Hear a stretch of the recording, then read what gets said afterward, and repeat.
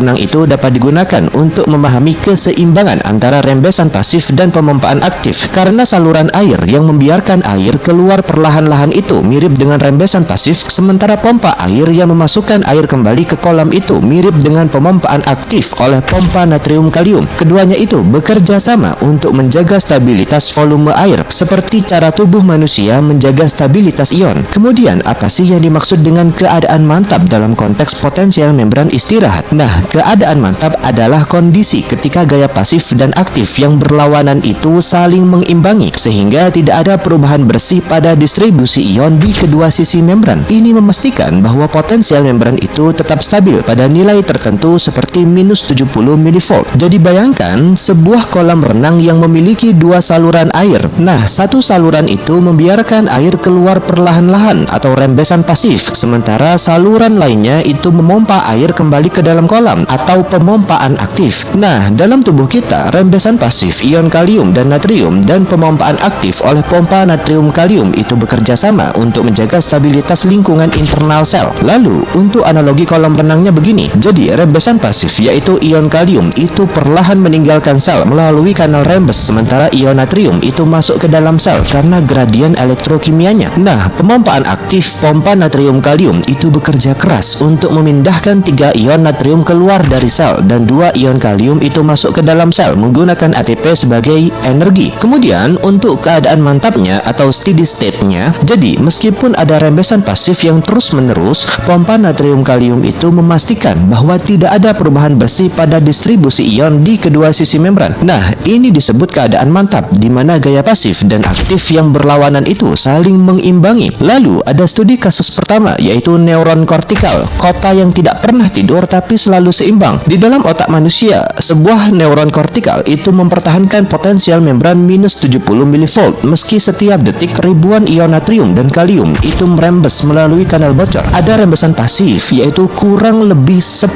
juta ion kalium keluar per detik dan ada kurang lebih 40.000 ion natrium masuk per detik. Lalu ada pemompaan aktif yaitu pompa natrium kalium bekerja tanpa henti, mengeluarkan 3 natrium memasukkan 2 kalium per ATP, memompa 3 kali 40.000 sama dengan 120.000 natrium itu keluar dan 2 kali 40.000 yaitu 80.000 kalium itu masuk per detik. Hasilnya tidak ada perubahan bersih konsentrasi ion meski arus itu terus mengalir. Berdasarkan data energi, neuron itu mengonsumsi sekitar 4,7 dikali 10⁹ ATP per detik per cm kubik. Lalu kurang lebih 50% itu digunakan hanya untuk pompa natrium kalium. Ini adalah harga listrik untuk kesadaran. Kemudian